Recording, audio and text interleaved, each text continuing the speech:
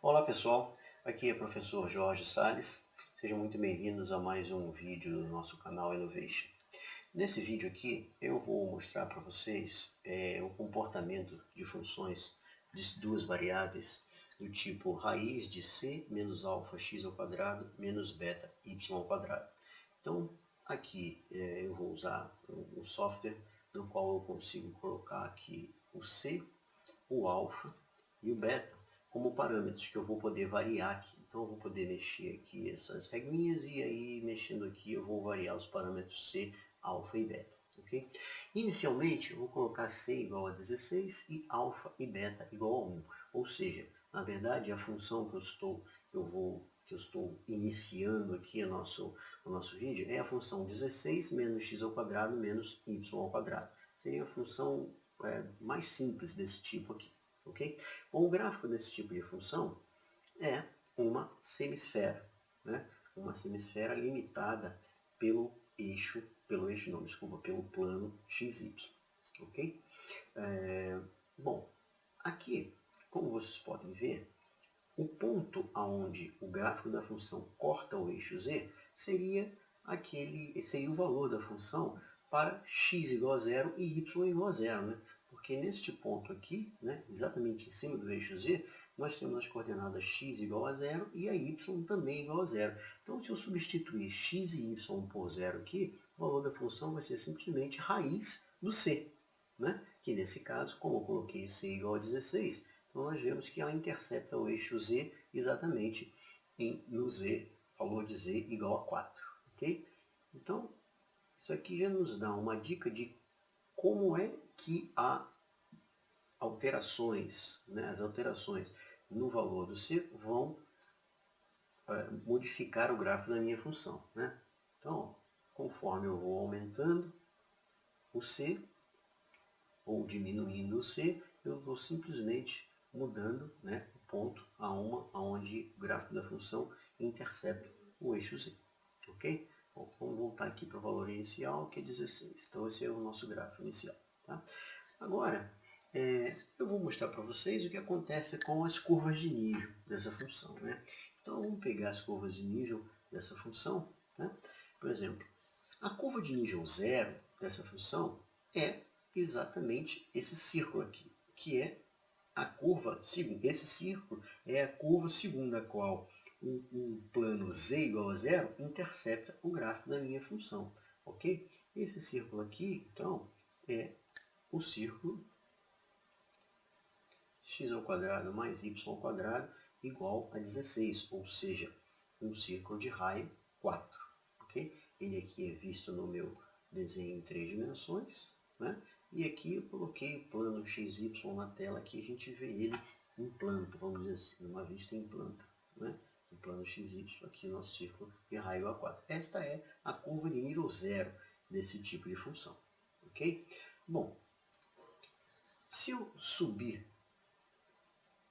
o valor na minha curva de nível, ou seja, se eu fizer um corte agora do plano horizontal z igual a 2, o que vai acontecer? A minha curva de nível continua sendo um círculo, só que agora um círculo com um raio menor, né? Ou seja, a interseção entre esse novo plano, que é o plano z igual a 2, e o gráfico da minha função, é um círculo com raio menor. Nesse caso aqui, um raio raiz de 12. Né?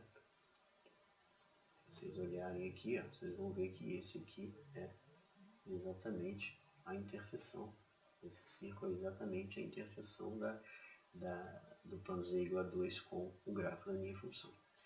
Aumentando mais ainda o valor de z, ou seja, dando um corte mais para cima ainda, agora em z igual a 3, nós vamos ter uma nova curva de nível que vai ser um novo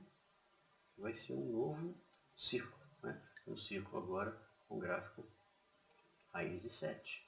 Né? Seria esse círculo aqui, agora um círculo mais interno ainda, a nova curva de nível da minha função. Okay? Finalmente, se eu subir agora o z para 4, se eu fizer um plano horizontal na cota 4, o que vai acontecer? Esse plano vai interceptar a minha superfície num ponto só, apenas nesse ponto aqui. Né? Então, se eu acrescentar essa curva de nível aqui, ela vai se reduzir exatamente a esse ponto. Então, essas são as curvas de nível, né, da minha função, a curva de nível 0, 2, 3 e 4. Então, percebam que o comportamento das curvas de nível, né, me dão informações de como é o comportamento da superfície. Conforme eu vou subindo o nível do corte, os círculos vão ficando mais fechados. Isso significa que, conforme eu for subindo, a superfície vai se fechando, que é exatamente o que acontece, né? Ok? Bom, pessoal, agora uma outra coisa interessante, fazendo esse tipo de... Eu vou desabilitar agora todas essas curvas de nível para o desenho ficar mais limpo. Porque agora eu vou mostrar para vocês o seguinte, uma coisa que um dia um aluno me perguntou em sala de aula, e fez a seguinte pergunta: professor, tudo bem, essa superfície que o senhor colocou aí, né, é a superfície que tem quando o alfa, que é o gráfico dessa função, quando o alfa é igual a 1 e beta é igual a 1. Qual seria o efeito em termos gráficos, né, em termos do gráfico da função, quando eu altero o alfa e o beta, ou seja, quando o alfa é igual a 2 ou o beta é igual a 2? Bom, pessoal, a gente vai ver aqui que o efeito de eu aumentar o valor do alfa e do beta é achatar o gráfico da função, respectivamente na direção x e y. Se eu fizer o alfa igual a 2, por exemplo, aqui, ó, vocês vão ver que o gráfico da minha função agora vai ficar achatado na direção x. Ou seja, as interseções agora dos planos horizontais com o gráfico da função vão passar a ser elipses e não mais círculos, né? Aqui essa aqui seria a curva de nível 0, né? Seria essa elipse aqui. Vou colocar a curva de nível 0 aqui, ó, né? Depois, se eu colocar a curva de nível 2, né, uma outra elipse mais interna. Vou colocar a curva de nível 3 aqui, ou seja, se eu subir agora o meu plano de corte para z igual a 3, eu fico com uma elipse mais interna ainda. Ok? E finalmente, se eu colocar aquele plano z igual a 4, ele vai tangenciar. Ou seja, nesse caso a curva de nível é a mesma, ou seja, uma elipse, mas agora uma elipse que se reduz a um ponto. Ok? Bom, pessoal, então, esse é o efeito de eu mexer no alfa. Se eu mexer no beta, vai acontecer uma coisa similar, né? Só que agora, o que vai acontecer? Mexendo no beta, eu vou, na verdade, compactar, né, ou comprimir a superfície também, mas na direção y, né?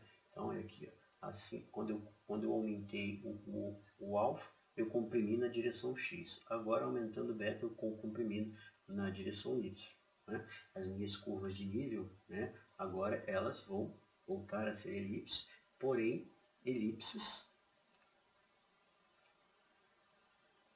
comprimidas na direção y e não mais na direção x. As curvas de nível z igual a 2, z igual a 3, z igual a 4, todas elas vão ser curvas de nível comprimidas, mas agora na direção y. A compressão se dá na direção y. Ok? Bom, pessoal.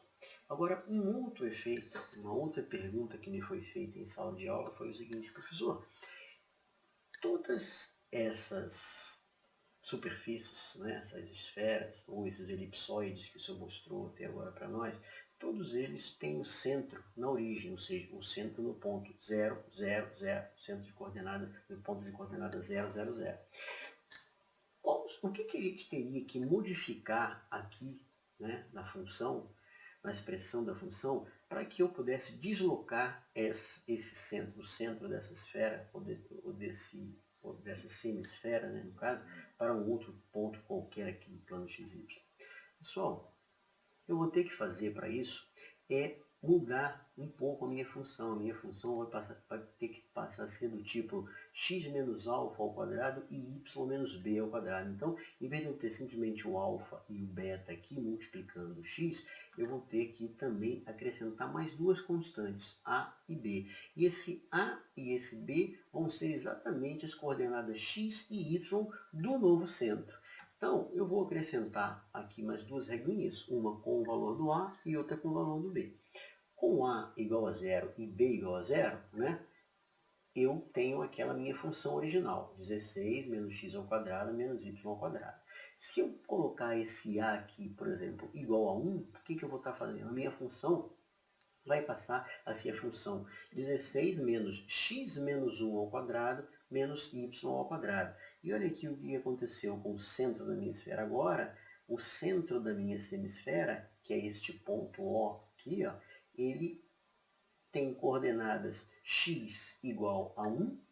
Olha aqui, o eixo x é o eixo vermelho. A coordenada dele é a coordenada x igual a 1 e y continua igual a 0. O centro mudou para cá.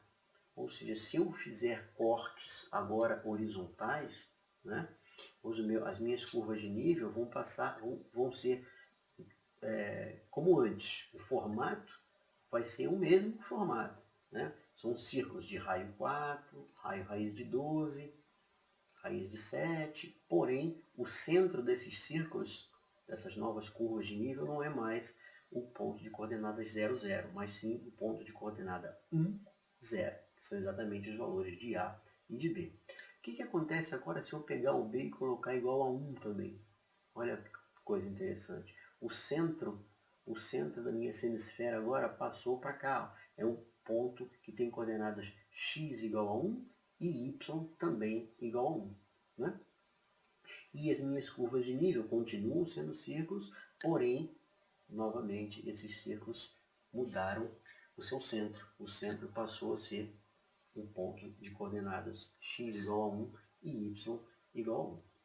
Ok, pessoal? Então, eu acho que deu para mim ter uma ideia, dar para vocês uma ideia bem geral, né, bem completa do que acontece com o formato do gráfico da função e das curvas de nível, quando eu pego uma funções do tipo c menos alfa, x menos a ao quadrado, menos beta, y menos b ao quadrado. Ou seja, eu posso sair de uma função bem simples, né, que é uma função que tem apenas o alfa igual a 1 e o beta igual a 1, né? Variando o alfa e beta, eu vou estar provocando uma compactação, uma deformação desse círculo, ou na direção x ou na direção y, conforme eu altere o alfa ou o beta. Né? E variando o valor de A e B aqui, né, eu vou estar provocando um deslocamento do centro dessa função, né, para um outro ponto qualquer do plano XY, sem ser a origem. Ou seja, nesse caso aqui, por exemplo, fazendo alfa 1 e beta 1, se eu fizer alfa, se eu fizer o A, fizer A igual a meio, por exemplo, né, e B igual a 1, agora eu tenho o centro das minhas curvas de nível e também o centro da minha elipse, o valor x igual a meio e y igual a 1. Ok? Ok, pessoal. Então,